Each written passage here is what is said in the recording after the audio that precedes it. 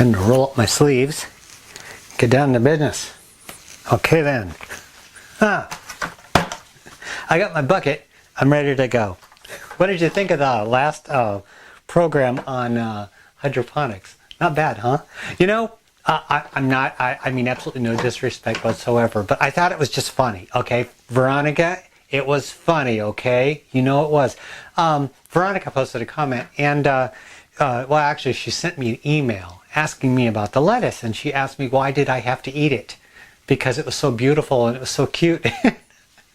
I told you that it's lettuce. It's a plant. I did enjoy growing it. It was a good project. It was a friend, but in the end, it's food.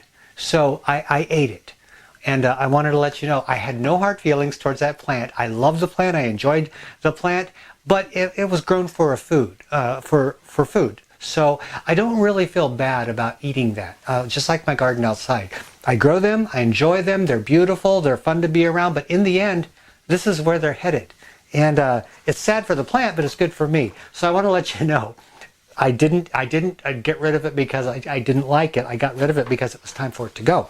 Well, now I am starting phase 2 of my hydroponics. I was really impressed with how the hydroponics ended in the last program, but it's time to go a little bit bigger on this. So what I did is I found an old bucket, just any old 5-gallon bucket, and I just used my creativity and my way of thinking, like how would this work? And I did this, and then I looked online for 5-gallon hydroponics, and they actually sell kits just like this. I had no idea they actually sold these things, so I thought, wow, you know, you can make some money selling these things. Just buy yourself a 5-gallon bucket and just start drilling holes.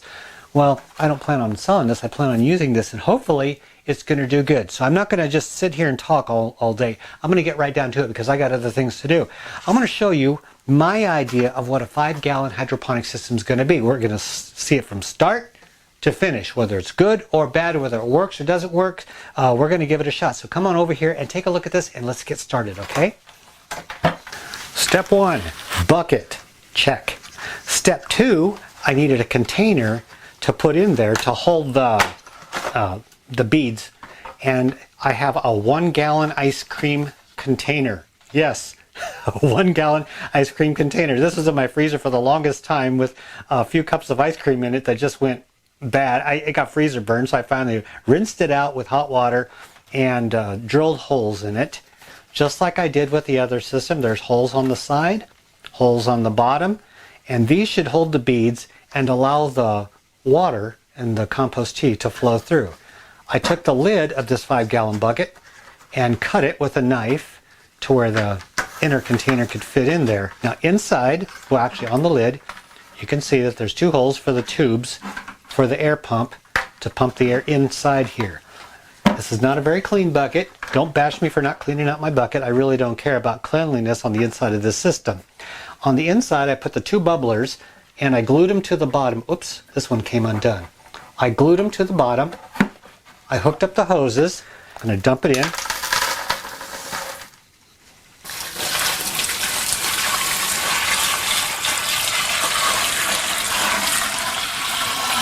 I'm going to fill it practically all the way up because it has to go into that basket in order to keep the plant moist. I got to make sure that whatever I plant in here doesn't dry out.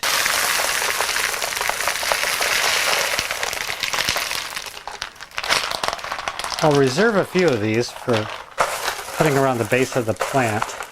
Now my first order of business is to separate this plant from its soil.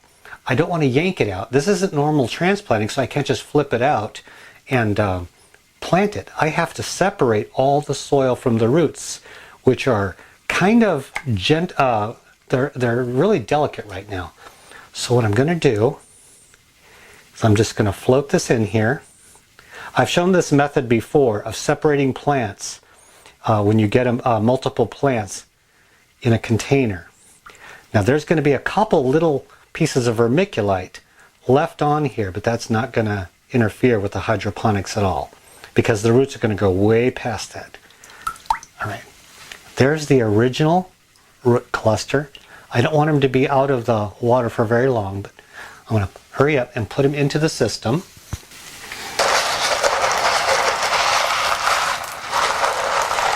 Okay. See if I can do this without killing the poor thing. I was originally going to take a cutting from a tomato plant that I have growing in a pot and root it. But then I thought, no, I don't think I want to do that. I think I want to start with a fresh, new plant that has never really seen soil. So I just gently put the beads up around the stem. And the roots are in the moisture. Of course, it's just clear liquid right now because the compost tea hasn't had a chance to start activating, but that's okay. The plant's not going to die. Boy, did I have just barely enough of these beads or what? Wow, not bad at all. Could have planned this out better if I had planned it. Okay, there's that. Now I'll pour a little bit more moisture around here because the last beads that I put on are dry. I don't want any part of this to be dry. Just a little bit of water. All right, that takes care of that. And that is the start of the hydroponics Mule Team tomato. Now, if this plant dies because it was too young when I transplanted it, I will take a cutting from the plant and then start it in here and let it root in here. But I think this one's going to be just fine. We'll see. I'm going to get this over by the light and hook up the pump. Alrighty. Holy cow. You try and lift up a 5-gallon bucket full of water and stones up to your neck level to put it on the shelf. That's the hardest part of hydroponics. Okay, you can hear the pump running. I'm going to lift up this lid just a little bit, but not much. I don't know if you can see that in there, but there are bubbles bubbling all over the place. I made sure that I put one bubbler on one side, one on the other side, way down on the bottom. That way we have even bubbles coming up. The lid's just sitting on there nice and light. And we have moisture coming all the way up to the top of these beads. I think we're going to do just fine. Well, actually, I think we're just going to find out in the future. So let's leave our little baby alone, our little Mule Team baby alone. And I want to show you something else, okay? This isn't all. This this would not be a Ray program if I didn't have all kinds of stuff to show you. So let's back it up and look at something else. Never ceases to amaze me how much of a mess I can make in such a small amount of time. I'm a bit of a pig. I love digging in the dirt. Even with hydroponics, I ended up getting soil on the rug. Well, what do you know? This little unremarkable looking weed looking thing is getting tossed out today. I'm going to toss it into the chicken coop and see if they might want to eat it. That's because it's done. Okay, like I mentioned, when I grow things for a while, eventually they're done. I got to make room for other things. That hydroponics bucket, that 5-gallon bucket, way the heck up there, that takes up a lot of real estate here in the Voodoo Garden. So I had to get rid of something. One of the things that it was time to say goodbye to is Mrs. Okra. She got a bit of a fungus issue, and this is what it looks like when your plant gets a fungus issue. It'll have little white dots or blotches. Also, she had thrips, and those are actually a little bit benign. They're not really game enders or anything. They're just kind of more of a nuisance than anything. So I took out the neem and pyrethrin. I mixed it a little bit too strong. I sprayed the plant, and yeah, so she didn't much care for that, so she opted to die. And that's okay. Hey, she's free to make her own choices. But before she died, she gave me a little gift. Look at this. She gave me a pod. Yep, I got an okra pod. From this little wimpy plant, I got an okra pod. What I plan on doing is taking this pod upstairs and putting it in a sunny window until this pod is mature and I can pick it, harvest the seeds, and then I'm going to throw them out along the fence line this summer and grow some wild okra. But I do need the pot, I do need the soil, so I'm going to recycle all of that. I wanted to give you one last shot of the okra plant. One of the things, I don't like okra, I don't like it, but you know what? It sure is fun to grow. And this is such a wimpy little plant, but it was a fun thing to do.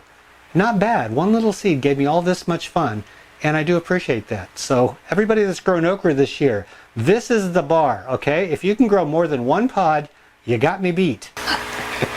That's how you measure your success against Ray. And I set the bar so low, so you can't help but feel good when you have any kind of success at all. I wanted to show that to you because it was just adorable. And that's going to end the program. Don't forget. Oh, well, actually, I didn't tell you anything to not forget. Next week, I'm going to be bringing the littles out and I'm transplanting. Actually, I'm going to do that as soon as I'm done filming here. I'm going to clean up a little bit, move the camera, and film another program because I have to do things in the basement. I have a project. I'm painting the floor, painting the butt. But I need at least a whole week's worth of time uninterrupted so that I can do that. So I'm filming a couple programs in advance.